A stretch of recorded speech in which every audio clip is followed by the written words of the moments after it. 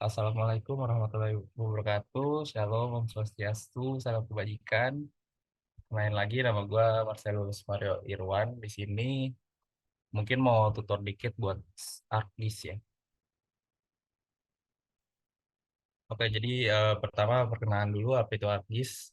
Jadi selaku cari ArcGIS itu adalah sebuah perangkat lunak yang berfungsi sebagai sistem informasi geografis dan dikembangkan oleh SRI, Environment Science and Research Institute.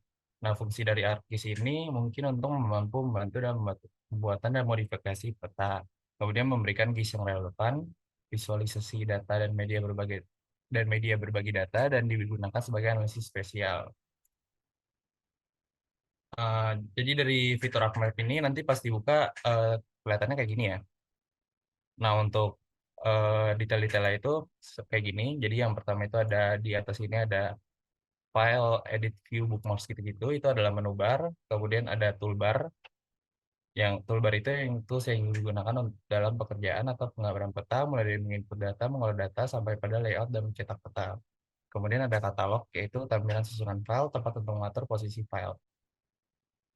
Kemudian ada table of content, di mana table of content itu berfungsi untuk menampilkan semua data yang diinput, semua data terinput akan muncul di layer sehingga dapat mengetahui data-data apa saja yang terdapat pada map view. Kemudian ada toolbox, itu yang digunakan sesuai dengan kebutuhan, dan ada map view. Oke, mungkin ini aku mau jelasin dikit ArcGIS, fitur ArcGIS yang aku gunakan. Jadi dari TA aku berjudul Analisis Sajerosi dan Pemrograman Debit Andalan di Dasakilamo, Maluku Utara.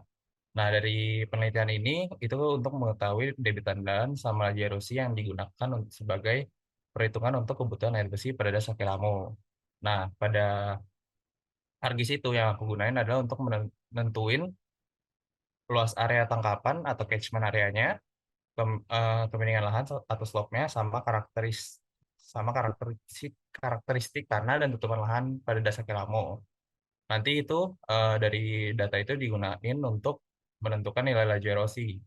Kemudian eh, untuk yang si catchment area itu juga dapat digunain dalam perhitungan debit andalan menggunakan metode FJ Lukaku. Kemudian ini penelitian aku dilakuin di Pulau Obi, di pada khususnya itu Sungai Akelamu. Pecah. Nah, jadi ini yang hasil dari ArcGIS yang aku buat. Yang pertama ini adalah peta dari catchment area pada Sungai Akelamu. Kemudian ada perhitung klasifikasi slope pada daerah daerah Sungai Akelamu. Sama yang terakhir adalah peta tutupan lahan Sungai Akelamu. Nah, untuk tutorial untuk buka datanya pertama itu kita eh, menggunakan new, terus pindah ke blank map, di mana nanti pas buka blank map itu memasukkan data. Data itu termasuk peta yang udah di-download sebelumnya, di mana peta tersebut bisa di-download lewat Demnas. Jadi nanti dari Google bisa dicek Demnasnya itu untuk daerah-daerah yang kamu mau menggunakan petanya untuk di ArcGIS ini. Nah, di aku tuh menggunakan Demnas Obi, Sungai Pulau Obi, Demnas Pulau Obi, di mana aku dapetinnya nggak ada dari Demnas, tapi dari data perusahaannya langsung, karena datanya itu lebih teliti. Nah, ini hasil dari pembukaannya datanya. Kemudian mungkin aku langsung tutorin aja di sini. Jadi kalau misalkan mau membuka datanya itu dari file sini ke new, terus ke blank map, habis itu memasukkan data lewat sini.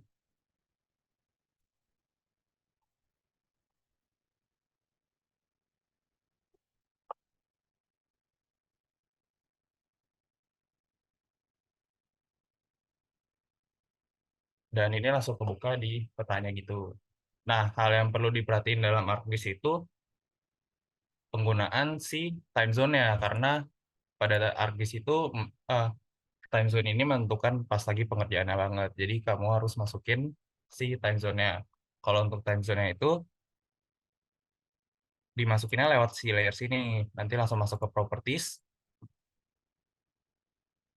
Terus pada coordinate system ini kamu nyari yang bukan di geographic tapi yang di projected.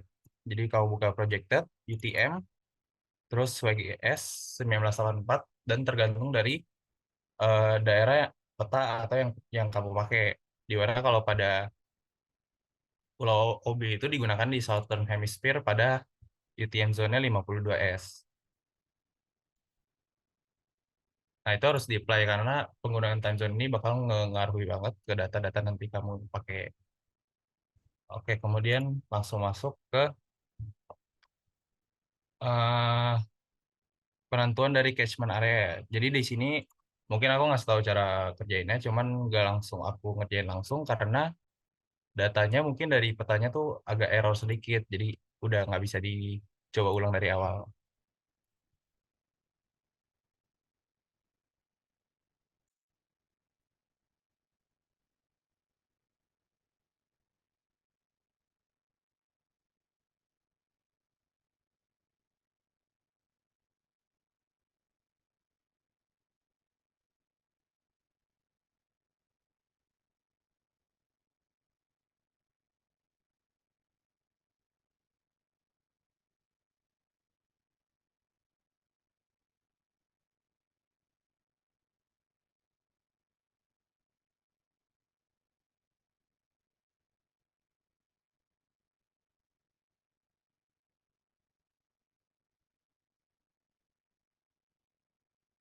Nah, mungkin aku mulai dari awal ya, karena ini jadi kayak gini. Ini kan data awal si petanya itu. Kemudian sebenarnya kalau dari data itu biasanya ada data-data yang nggak kerit ke data. Jadi datanya tuh banyak data kosong. Kayak gini nih, contohnya kan di masalah sini tuh ada data-data kosong. Makanya aku masukin, jadi menggunakan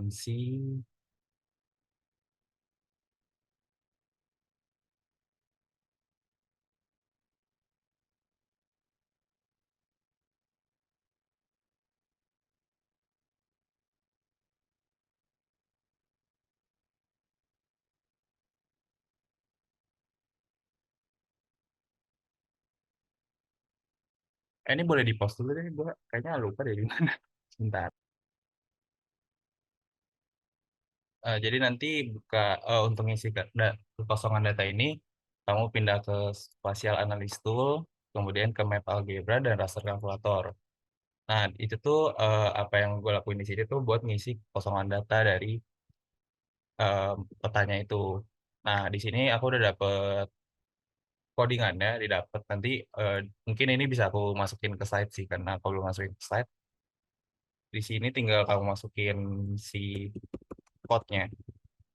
Kemudian yang si your raster with voice ini dimasukin si petanya itu. Jadi tinggal diganti si your raster with voice-nya ini.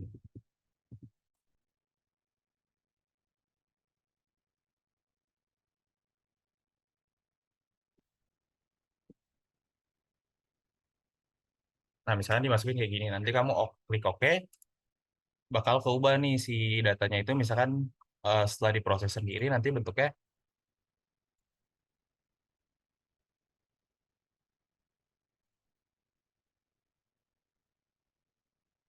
jadi kayak gini. Itu tuh buat nutupin si kekosongan data yang warna putih tadi. Nah, setelah misalkan data kamu udah keisi, sebelumnya jika kalau datanya kamu ada yang kosong-kosong itu nggak bisa diproses sama si ArcGIS ya. Jadi kamu perlu ngisi kekosongan data yang ada. Pertama itu yang dilakuin untuk masukin mencari daerah luas area tangkapan itu kamu menggunakan fill yang ada pada tools hydrology. Di mana fill itu untuk mengisi sink area berupa danau, kolam, dan lainnya atau lubang karena pengolahan data yang tidak baik pada raster. Untuk penggunaan field set itu sendiri nanti didapat dari sini hydrology, hydrology terus field. Nanti kamu masukin surface raster yang paling baru, di mana yang udah keisi kosongan datanya. Nanti kalau kamu udah oke, diproses tuh. Setelah diproses akan menghasilkan field seperti ini.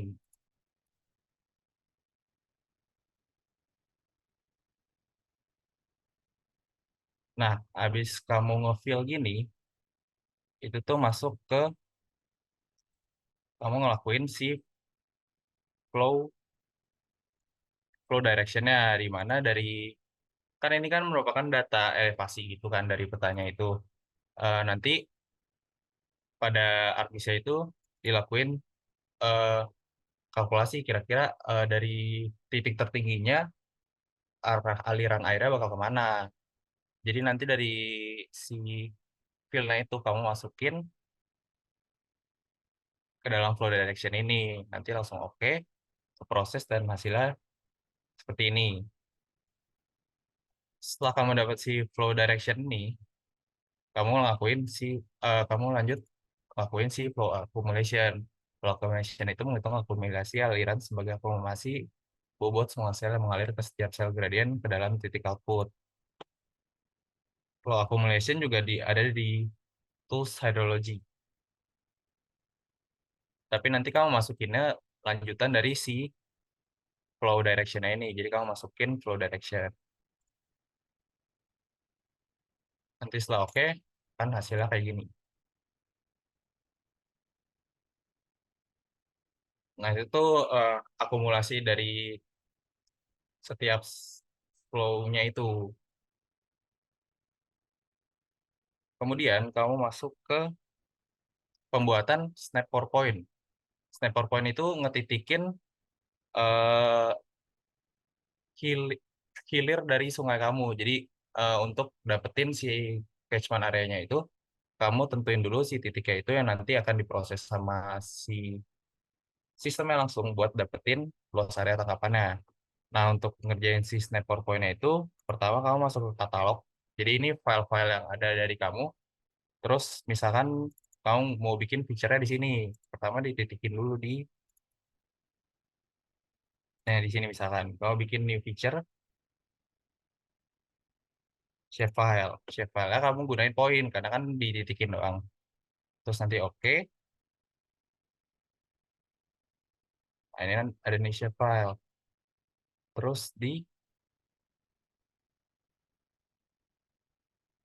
kamu ngebikin create picture. Mana create picture?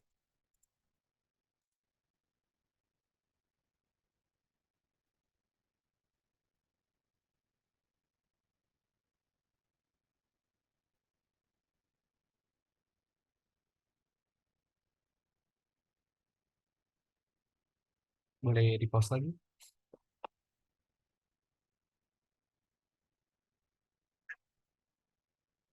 Oke, tadi dari yang habis bikin, jadi kamu bikin si shapefile ini untuk si point. Nah, terus kemudian dari shapefile ini kamu buka ke start editing dulu, biar bisa dititikin. Kemudian masuk ke editing Windows, create picture. Nah, di situ tuh kamu nanti titikin di ujung sungainya. Nah, aku kan sungai Takelamo. Nah, itu tuh digunain di sini. Jadi kamu harus, tapi titikinnya tuh harus tepat di tengah kotaknya, sehingga nanti bisa ke data sama si habisnya.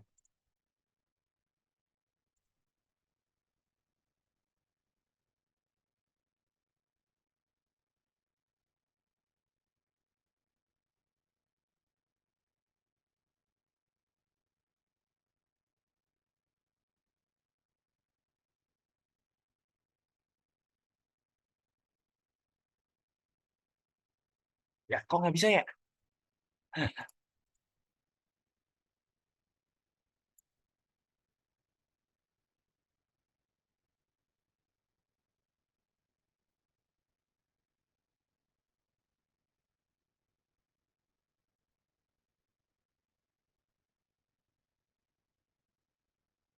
Ulang lagi boleh? Sorry, sorry. Gue lupa lagi.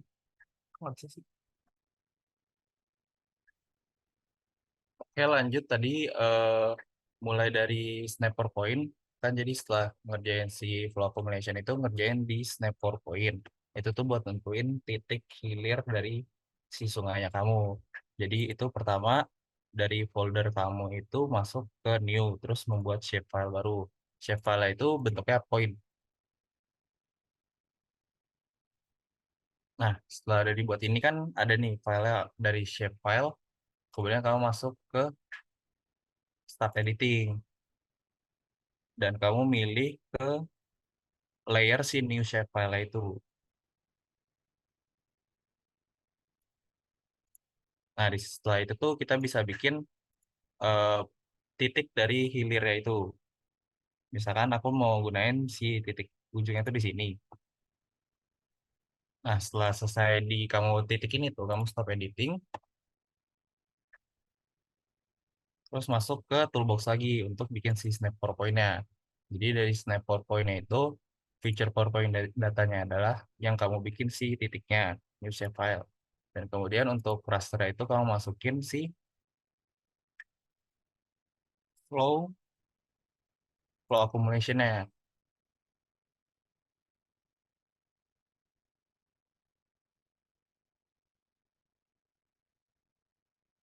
Ya, terus error artisnya.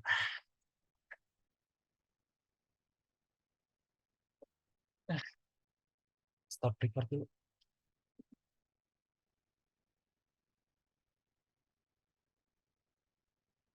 Oke, jadi setelah dapetin si snap PowerPoint-nya, kemudian bikin watershed-nya. Watershed-nya itu nanti hasil dari luas area tangkapan yang dapat, di mana kamu gunain hydrology ke watershed,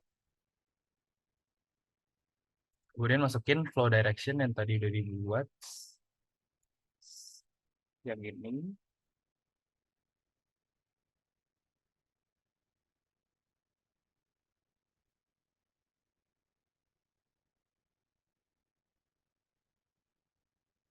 sama masukin si PowerPoint yang udah kamu buat, yang tadi titik di ujung itu. Nah, nanti kamu oke, dapetin si watershed-nya yang hasil dari luas area tangkapan yang dari sungai kamu. Nah, ketepatan dari si luas area tangkapan ini juga dipengaruhi sama detailnya dari data kamu. Jadi misalkan peta yang kamu dapat itu nggak terlalu teliti, nanti bentuk dari watershed ini juga akan berbeda hasilnya. Kemudian setelah didapetin si watershed nih, bisa kamu masuk ke conversion tools. Di mana conversion tools itu pindah ke from raster, jadi nanti bikin raster to polygon. Gimana kalau watershed-nya itu akan diubah ke data dalam bentuk polygon. Nah, setelah kamu masukin nih si watershed-nya ini, kamu oke nanti dapetin si hasil ininya. Nah, dari sini nih kamu bisa nangkep data dari eh, luas area tangkapan yang kamu gunain. Nah, untuk membuat si luasnya ini, itu tuh kamu masuk ke yang kiri atas, terus kemudian masuk add field, di mana add field-nya itu menggunakan float yang polygon. Jadi misalkan kamu masukin luas, dan ini bisa di unitnya tuh bisa kamu bawa, misalkan kamu mau menggunakan miles. Setelah dimasukin gini, kamu pencet si luas mile itu properties, eh, field calculator, nggak bukan, calculate geometry di sini. Ini nih bisa kamu ubah unit yang kamu butuhin buat si luas areanya ini. Jadi misalnya udah yes, ini hasil dari luas dari area tangkapan yang kamu dapetin. Dimana pada data ini aku gunainnya dalam bentuk si kilometer kuadrat gitu. Itu untuk didapetin si luas area tangkapan dari sungai kamu. Oke, itu paling. Oh, sama satu lagi. Jadi misalkan kamu udah dapet si eh, poligon dari data si area luas area tangkapan. Ini kan aku masih petanya itu full dari satu pulau OB-nya. Untuk dapetin jadi kamu bisa motong peta kamu dalam bentuk si segede poligon aja itu melewati geoprocessing yang di atas ini.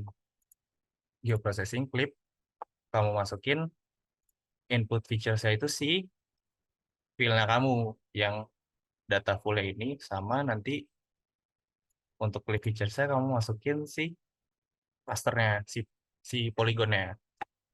Nanti oke, nanti dapat hasilnya adalah foto yang cuman di bagian si poligonnya kamu.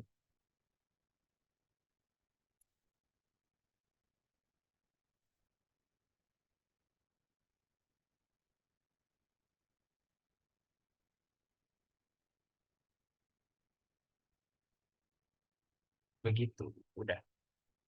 Tadi kan area tangkapannya udah dapet. Kemudian sekarang aku mau ngajarin buat yang slope.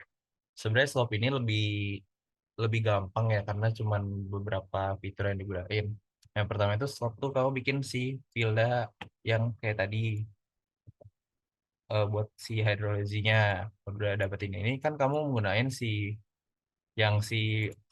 area tangkapannya tuh sebenarnya belum butuh kamu pakai. Jadi pertama setelah dapetin si fill ini, kamu bikin masuk ke toolbox yang raster surface itu ada di 3D 3D Analysis Tools.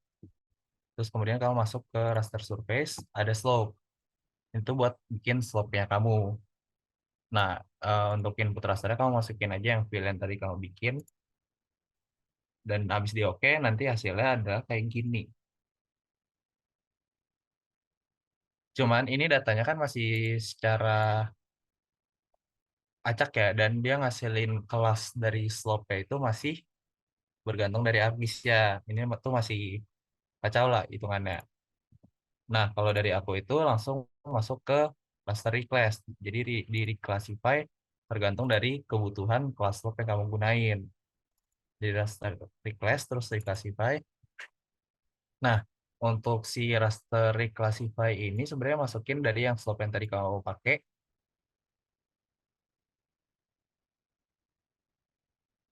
sebentar lagi. Nah, itu tuh bisa kamu ganti classify-nya.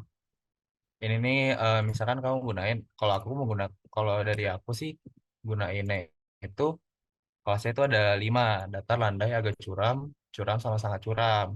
Ini kemiringan lerengnya sampai lebih dari 45%. Dari kamunya itu diganti kelasnya ganti jadi 5 aja.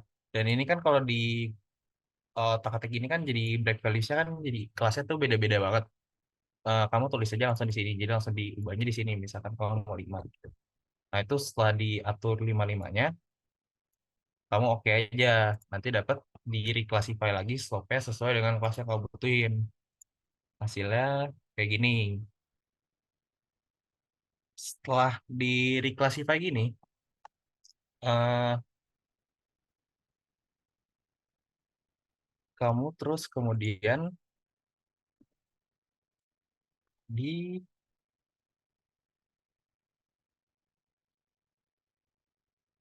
apa nih tribute tables. Bukan nih. Eh, oh iya, habis di reclassify itu kamu ngedis. Bentar. Enggak deh. Boleh tolong di post dulu, gue lupa lagi. Maaf ya, maaf. Nah, setelah kamu reclassify ini, kemudian kamu, karena dari reclassify ini, propertiesnya kan belum keluar ya. Jadi masih dari si attribute table ini, datanya tuh masih cuman kayak gini. Buat ngeliatin data areanya itu sebenarnya kamu ubah. Jadi kalau kalau mau ngelihat data dari si raster yang kamu keluarin ini, kamu harus dikonversiin dulu. Konversiin pakai conversion tools. Conversion tools dari raster tuh polygon. Sama kayak tadi sebenarnya nanti kamu bakal dapet si perubahannya sama sebenarnya. Jadi ini cuman diubah bentuknya jadi polygon. Nah, kalau dari polygon ini sebenarnya kamu udah bisa ngeliat data dari luas masing-masing si kelasnya itu.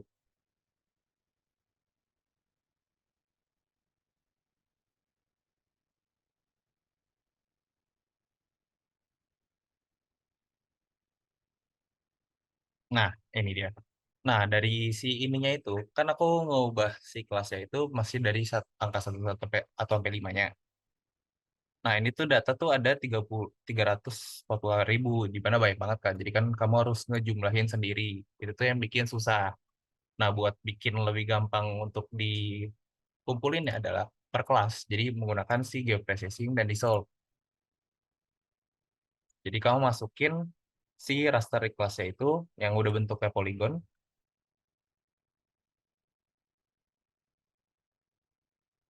ini, terus kamu kubah ke kelasnya itu yang grade code. Nanti kalau oke, dapat si hasil dari si kelasnya itu per grade-nya, per kelasnya, per jumlahannya. Cuman dari sini tuh setelah didapetin itu, aku langsung ngeklik dari segede, nah ini. Jadi aku langsung setelah di solve itu aku ngeklik biar segede si area tangkapannya doang. Karena kan kamu butuh datanya, kemiringan lahannya itu untuk segede si luas area tangkapannya doang. Nah, dari sini tuh bisa open attribute tables. Nah, bisa dilihat shape areanya itu. Nah, ini belum aku di solve sih. Cuma nanti misalkan balik lagi, tadi kan cuma sampai si shape length-nya. Kamu kalau kamu mau dapetin si shape areanya itu, sebenarnya kamu tinggal open attribute tables, terus ke add field. Nanti shape area, terus pindah ke float, terus oke. Nanti dapat di sini, tinggal kamu balik lagi ke calculate geometry. Nanti kamu dapat si data hasil slope-nya di luas area tangkapannya aja.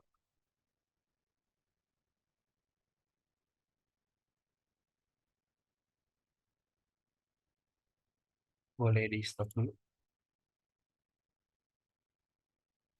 Kan nggak ada.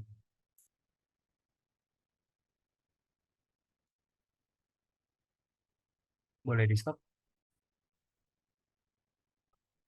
Nah, oke, dari sini tuh yang setelah di solve bisa dilihat dari open attribute table, di mana digunainnya si yang tadi, si add field ini, terus kamu masukin bentahan luas, terus ke plot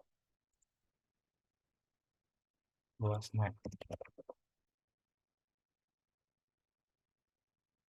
Nah, dari sini nih kamu langsung ke calculate geometry buat tentuin ke si square miles. Misalkan kalau kamu gunainnya miles. Jangan lupa untuk si time zone itu nggak boleh salah, karena jika time zone-nya salah, perhitungan dari luasnya juga pasti kacau. Nah, setelah itu nanti udah nih kan, berarti dari slope-nya kamu udah selesai karena udah dapet si sampai luas per kelasnya. Itu udah dapetin slope. Kemudian ada satu lagi yang aku nggak masukin PPT, itu tuh buat si cover areanya. Jadi kan tadi aku gunain si ArcGIS itu buat tiga. Yang pertama itu luas area tangkapan, yang kedua slope, yang ketiga tuh kondisi dan tutupan lahan. Nah, sebenarnya untuk si luas dan area tangkapan itu kamu harus nyari data dari Demnas lagi, kabupaten masing-masing tempat kamu. Kalau untuk dari aku kan eh, menggunakan Kabupaten Halmahera Selatan. Nanti kamu masukin awalnya tuh dapat datanya tuh bukan yang ini. Jadi kamu dapatnya yang